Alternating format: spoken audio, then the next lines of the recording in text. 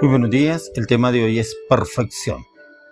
Vamos al libro de Mateo 5:24, en el cual vemos y encontramos la perfección. Mateo 5:48. Sed pues vosotros perfectos como vuestro Padre que está en los cielos es perfecto.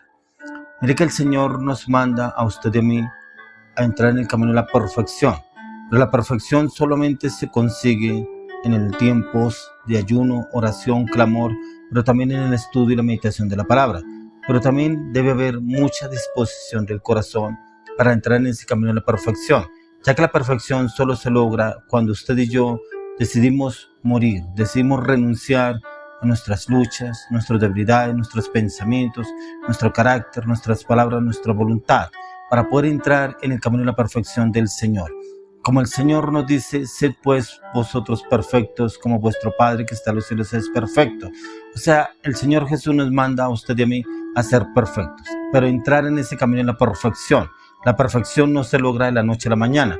La perfección se logra primeramente con determinación, habiendo disposición del corazón, pero también anhelando esa perfección en Dios y pidiéndole al Señor que tome el control de nuestras vidas y nuestro corazón y que nos lleve a ese camino de la perfección y poder lograr entrar en ese camino que el Señor tiene preparado para usted y para mí en la perfección.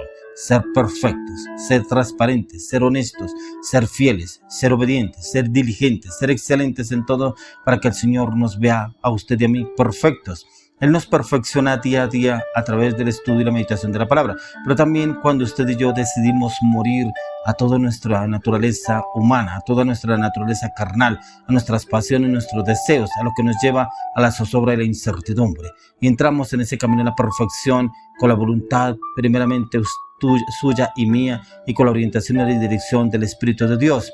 Pero para poder entrar en esta perfección es importante que entremos en tiempos de ayuno, para poder debilitar la carne, pero fortalecer el espíritu en esos ayunos. En el libro de Hebreos capítulo 11, usted y yo encontramos una lista de los grandes patriarcas de la fe, hombres que Dios usó sobrenaturalmente y que eran hombres imperfectos, así como somos usted y yo, pero como el Señor lo llevó a perfeccionarse en su voluntad, en el propósito, en el llamado. Ya que vemos una lista de hombres de fe, y esta lista hallamos diferentes nombres, entre los cuales se encuentra Sansón, quien andaba con mujeres malas y tenía debilidades en las cuales lo llevaban a llevar hacia las mujeres. Moisés era un hombre de ira, un hombre soberbio, orgulloso y prepotente. Era un hombre en el cual, cuando el Señor lo empezó a llamar, inclusive cuando él bajó del monte, de los 40 días que estuvo con el Padre, el momento que él bajaba con las tablas de la ley, le dio ira y mandó las tablas contra el piso y lo destruyó. O sea, era un hombre que prácticamente el Señor lo quería llevar a un cambio de transformación en la perfección de él. Encontramos a otro hombre, David, quien cometió adulterio con Betsabé y mató a su esposo inocente, intentando esconder su pecado.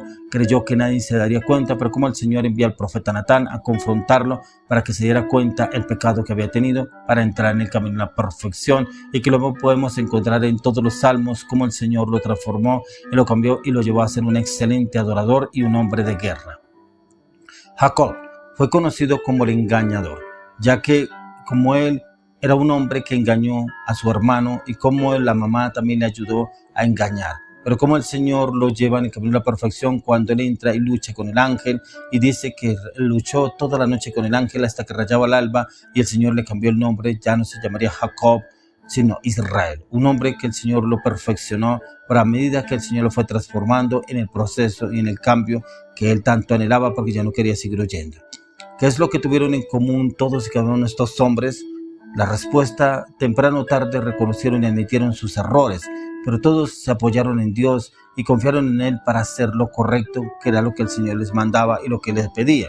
Y hay que reconocer que nadie está en esta tierra que sea perfecto, ya que todos tenemos defectos, aunque a veces están escondidos, en especial a nosotros mismos, porque hay defectos que no queremos ver o que no queremos reconocer o que no los vemos, pero otras personas lo ven y muchas veces nos lo hacen saber o nos lo dan a entender, pero muchas veces no lo asumimos, no lo aceptamos y creemos que estamos bien delante del Señor, pero mentiras. Hay defectos, hay errores, hay pecados, a veces están ocultos, están subyugados. Pero cuando el Señor nos habla es porque nos quiere llevar a la perfección, ya que la persona orgullosa, quien no quiere reconocer sus propias imperfecciones, trae condenación a sí mismo, ya que Dios por el Espíritu Santo nos convence y el mismo Espíritu Santo redarguye. Primeramente a usted y a mí nos redarguye de pecado, de justicia y de juicio, para que entremos a un cambio de transformación en el Señor y en el propósito que Él tiene para usted y para mí. En esta dispensación Dios es el caballero, pero en la próxima Él será el juez, y luego su función cambiará. Él condenará a los pecadores, los que no reconocen su pecado, los que no reconocen que somos imperfectos delante del Señor, y pedirle al Señor que esa imperfección la cambie en su perfección. Encontramos en Job capítulo 9:20, dice: si yo me justificare, me condenaría mi boca; si me dijere perfecto, esto me haría inicuo. O sea, aún el mismo Job no se creía perfecto delante del Señor, pero él reconocía sus debilidades. Encontramos en otra versión, encontramos lo que habla en la palabra y dice: si me declaro justo, perfecto, mi boca me condenará; si íntegro, Él me declarará culpable. Y es como reconocer delante del Señor qué es lo que el Señor quiere hacer con usted y conmigo, y cómo nos quiere llevar a un camino de transformación, pero siempre y cuando haya disposición. En el Salmo 101:2 encontramos: entenderé el camino de la perfección cuando vengas a mí en la integridad de mi corazón. Andaré en medio de mi casa, y mis ojos pondré en los fieles de la tierra, para que estén conmigo. El que ande en el camino de la perfección, este me servirá. Veamos que usted y yo, como le decía anteriormente, somos imperfectos, pero podremos entrar en el camino de la perfección, y el Señor nos llevará a ese cambio, esa transformación. ¿Para qué? Para que otros que pronto nos conozcan, o que el Señor nos quiera llevar a enderezarles la imperfección de ellos en la perfección del Señor, a través de la palabra y la oración, y poderles presentar que el Señor en usted y en mí, como nos ha hecho perfectos, puede llevarlos a ser perfectos a otros. Es entender el camino de la perfección, que cuando viniere a mí en integridad de mi corazón, andaré en medio de mi casa. Mis ojos pondré en los fieles de la tierra, para que estén conmigo. El que anduviere en el camino de la perfección, este me servirá. Que es que usted y yo le podemos servir al Señor siempre y cuando lo dispongamos, que Él nos perfeccione, ya que se aumenta la obra de la perfección en nuestra vida al reconocer nuestras debilidades, nuestros errores, nuestros pecados, nuestras inseguridades delante del Señor. Debemos depender mucho de la gracia del Señor. Fue lo que nos trajo nuestro Señor Jesucristo, para que usted y yo empecemos a ser perfectos en todo lo que el Señor quiere darnos a usted y a mí. La gracia no es una licencia para seguir en el pecado, pero es una motivación para levantarnos de los fracasos e intentar de nuevo levantarnos de esa situación de letargo, de anarquía, de rebelión y de pecado. Y es lo que el Señor quiere llevarnos a usted y a mí para un cambio y una transformación en nuestras vidas. ¿Qué es lo que no te deja a ti avanzar en el camino de la perfección, o que crees que eres perfecto? Miremos lo que nos dice la palabra en 2 Corintios 12:9. Dice: me ha dicho, bástate mi gracia, porque mi poder se perfecciona en la debilidad. Por tanto, de buena gana me gloriaré más bien en mis debilidades, para que repose sobre mí el poder de Cristo. Eso es lo que usted y en mí debe reposar, el poder de Cristo, que el Señor nos quiere llevar a un camino de transformación, que la gracia, bástate mi gracia, como le decía el Señor al apóstol Pablo, y era que le bastare la gracia del Señor para hacer los cambios que Él ya había prefijado para sus tiempos, para el tiempo del cambio y la perfección en el apóstol Pablo. En Efesios 4:13 encontramos que hasta que todos lleguemos a la unidad de la fe y del conocimiento del Hijo de Dios, a un varón perfecto, a la medida de la estatura de la plenitud de Cristo.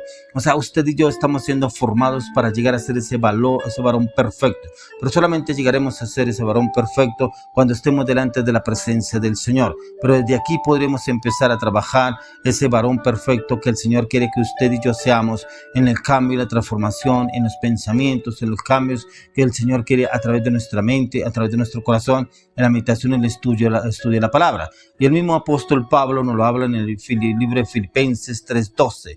Dice: no que lo haya alcanzado ya, ni que ya sea perfecto, sino que prosigo por ver si logro hacer aquello para lo cual fui también asido por Cristo Jesús.